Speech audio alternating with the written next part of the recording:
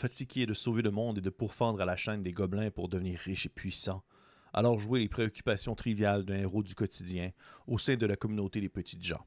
Aujourd'hui, je vous parle de Sous la colline au bord de l'eau. Sous la colline au bord de l'eau, à la base en anglais sous le nom de Underhill by Water, est un jeu publié chez Rise Up Commu par M. Joshua Crowell. Il s'agit avant tout d'un projet très indépendant, publié uniquement en virtuel sur Itch.io et sur DriveThruRPG.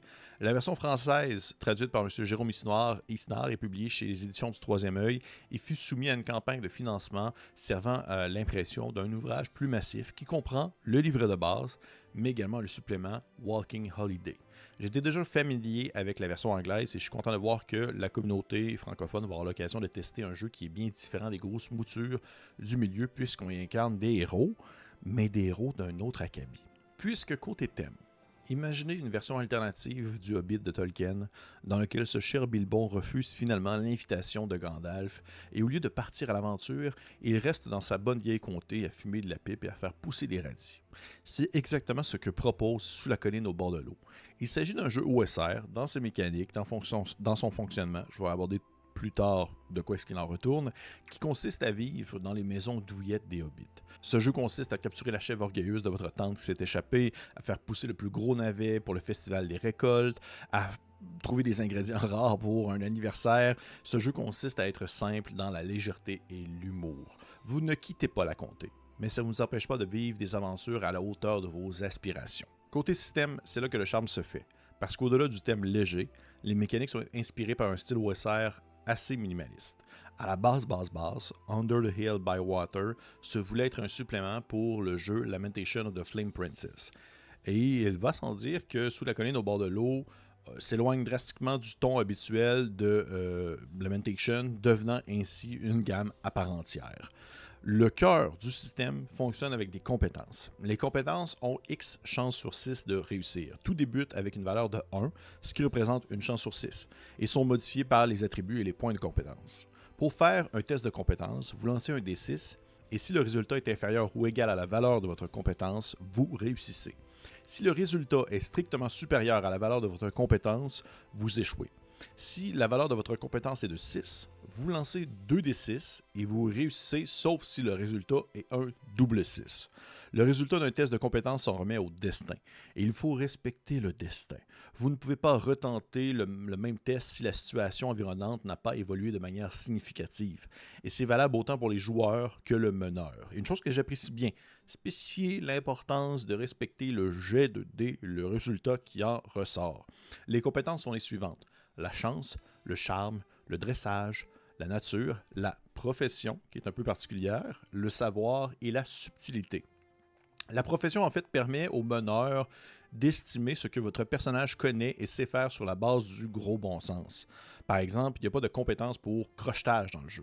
La plupart des petites gens savent tout simplement pas crocheter une serrure parce que c'est un truc d'aventurier, ça. C'est un truc de voleur. Un forgeron, en revanche, en sait peut-être assez à ce sujet pour faire un test de compétence. Un serrurier équipé de ces outils, quant à lui, n'aura même pas besoin de faire de test. Vous voyez, là, c'est là où est-ce que le côté OSR embarque sur le gros bon sens, quelque chose que j'apprécie énormément et qui va sur l'interprétation de ce qu'on a en jeu, sur ce que le personnage sait peut-être faire selon différents facteurs qu'on évalue avec le meneur et les joueurs ou les joueuses. Outre les compétences, un personnage possède aussi un titre, un rang, des possessions matérielles, de l'endurance et également des attributs. Il y a les souches aussi, qui sont un peu les espèces, qui sont les types de petits gens existants. Il y a les doucrins, les veaux-clairs et les andouins. Les souches vont définir la valeur de base de différents éléments. De leur côté, les attributs sont échelonnés sur une échelle qui permet de définir les forces et les faiblesses des personnages. Chaque personnage possède une combinaison d'attributs positifs et négatifs déterminés aléatoirement, et lors de la création de votre personnage, vous lancez un D6 à 5 reprises et vous attribuez les résultats aux différents attributs qui sont charisme, constitution, dextérité, intelligence et sagesse. Il faut faire attention par contre, parce qu'on pourrait confondre les attributs avec des caractéristiques classiques comme on voit dans les jeux de rôle. C'est charisme, constitution, dextérité, intelligence, sagesse, mais ce n'est pas le cas. Si vous avez un résultat entre 2 et 5, ça ne change rien. Ça ne change rien sur votre charisme, constitution, dextérité. Ça n'a aucun impact sur la partie. C'est plutôt le résultat de 1 qui apporte un malus ou un genre de défaut dans votre attribut, ou le résultat de 6 qui apporte un bonus ou un certain talent dans votre attribut qui vient faire pencher la balance. Pour vous donner un exemple, le charisme. Si vous avez un 1, votre personnage a mauvaise réputation. En cas d'échec dans un test de charme, l'attitude du personnage non-joueur devient immédiatement inamicale. Vous décrivez l'erreur de votre personnage qui a commise dans sa jeunesse pour expliquer cette réputation. Pourquoi est-ce que la personne a une mauvaise réputation? Et si vous avez un 6, votre personnage est agréable. Les petites gens célibataires lui lancent des œillades quand ils le croisent sur la route au marché. Son charme débute avec une valeur égale à 3, le charme étant une compétence. Il existe 50 professions possibles, y allant du classique charpentier au plus spécifique accoucheur, la personne qui aide à accoucher. Il existe aussi des règles optionnelles que vous pouvez intégrer si vous désirez donner un peu plus de crunch dans vos parties. Par exemple, pour les petits gens, des beaux habits, c'est important, c'est signe de prestige, c'est signe de bonne conduite. Eh bien, il est proposé ainsi qu'un personnage peut relancer un jet échoué s'il accepte de déchirer un morceau d'habit selon le type d'habit et qu'est-ce que cela peut venir influencer.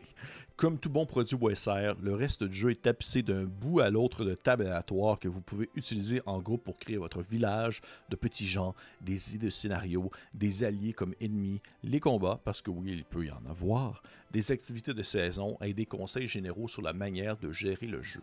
Très complet pour un volume d'un peu plus de 200 pages. Côté visuel, deux choses. Les illustrations intérieures de la version française sont faites par Yann Lieby, que je salue au passage, je suis désolé si je massacre ton nom de famille, qui est un rôliste passionné au grand talent.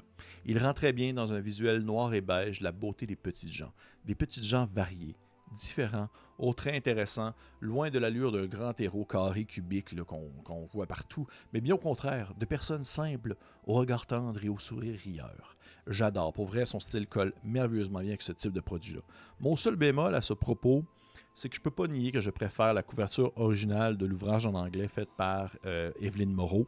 Evelyne Moreau, qui est une Québécoise, qui possède un trait et un style bien original et unique, qui se différencie de ce qu'on peut voir sur le marché à grande échelle. Et on dirait que ça vient plus me chercher. La couverture française, je la trouve un brin générique. À mon goût, c'est vraiment moi. Je peux comprendre que je ne suis pas en majorité ici. Chacun ses goûts, mais pour ma part, c'est comme Evelyne Moreau tatouée sur le cœur. J'ai un peu un parti pris à ce niveau-là, je peux pas le nier. Côté critique personnelle, je vais être sincère avec vous, j'adore ce jeu, je l'adore. Je suis habituellement un gars d'horreur, à l'ambiance plus moderne, plus sombre, plus grimdark. Si vous suivez la chaîne, vous devez le savoir un peu. Mais j'ai un amour profond pour l'humour et la légèreté qui est proposée par Sous la colline au bord de l'eau. À chaque visionnement du Seigneur des Anneaux, mes bouts préférés, c'est toujours le premier tiers du premier film. C'est la comté. J'aurais pris un 3 heures juste de ça. 3 heures des chants du Père Maggotte, 3 heures de Bilbon qui tente de se cacher de sa famille éloignée, 3 heures de Merry et Pipin qui vont à la chasse aux champignons. C'est tellement un micro-univers que je trouve riche en possibilités. Et alors qu'on peut penser que c'est limité, pour moi, c'est complètement le contraire. Ce n'est pas parce que c'est pittoresque et local que c'est limité.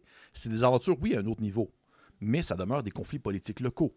Ça demeure des coups fourrés, ça demeure des mensonges, ça demeure de la compétition locale entre les différents membres de différentes familles. Ça me fait un peu penser à Game of Thrones, mais à une autre échelle et beaucoup moins violent. Mais vous comprenez ce que je veux dire. Et pour moi, c'est quelque chose qui vient énormément me chercher, beaucoup plus que justement le grand, l'incroyable, les grandes aventures avec un grand A. C'est moins mon style, étant un gars qui est plus tourné justement vers on va dire le minimaliste, le pittoresque, un peu même peut-être le pathétique, eh bien, Sous la colline au bord de l'eau vient me titiller en ce sens, mais avec une certaine douceur. Alors qu'habituellement, je vis ces émotions-là plus dans l'horreur. Là, je le vis dans la faire pousser des radis et faire une tarte aux pommes. Et en plus de cette incroyable mise en contexte, le tout est soutenu par un système simple mais complet. J'adore en particulier la touche de l'ajout d'une compétence associée à la profession du personnage. C'est personnalisable selon les petites gens. Les attributs qui font office de dons, en quelque sorte, générer le tout aléatoirement, je trouve que c'est parfait. On peut tout lancer. Je sais que j'aurais un plaisir fou de jouer un personnage, même si j'ai été particulièrement malchanceux dans mes résultats de dés, parce que le jeu n'encourage pas une maximisation de caractéristiques ou de capacités. C'est vraiment, à mon humble avis, un jeu parfait pour exprimer ce que je pourrais appeler jouer pour le plaisir de jouer. Mais toutefois, même si c'est léger et c'est jouer pour le plaisir de jouer, ça ne change pas que Sous la colline au bord de l'eau, autant dans son ton que dans ses mécaniques, possède tout le nécessaire pour que vous puissiez construire la comté de vos rêves et que vous puissiez gérer vos cercles sociaux, vos intrigues, vos drames familiaux, les étrangers dans la ville, les ragots, tout est à votre portée pour que vous puissiez créer aléatoirement ou non, en gang, cet endroit dans lequel vous allez évoluer en tant que petit Jean. Moi, j'adore ce jeu-là. Pour vrai, je suis en amour bien raide avec ce jeu-là. Et je ne sais pas par contre où se situe la version française à ce propos, mais la version anglaise possède une licence, une sorte de licence qui permet en fait la publication de productions indépendantes venant de la communauté. Ainsi, si vous êtes fluent dans la langue de Shakespeare, eh bien, vous avez accès à plusieurs petits suppléments en ligne. Je ne sais pas où est-ce qu'on en est par rapport à ça pour la version française, mais même outre ça, le jeu demeure excellent à mon humble avis. Vous comprendrez rapidement pourquoi Gandalf a vu tant de potentiel chez les petits hobbits lorsque vous lirez Sous la colline au bord de l'eau. Hey, ça ressemble un peu à ça. J'espère que vous avez apprécié ça. Pour vrai, encouragez ce genre de produit-là. J'adore ça. Encourager, ça change. C'est tellement rafraîchissant. Ça fait tellement changeant de ce qu'on peut voir habituellement. Puis ça vient d'un gars qui est quand même bien dans ses pantoufles horrifiques. Mais là, on est vraiment dans autre chose. Mais c'est pas grave. C'est tout aussi délicieux, telle une tarte aux pommes faite par la femme du père Maggot dans le Seigneur des Anneaux. Je sais pas, là, je sais de quoi.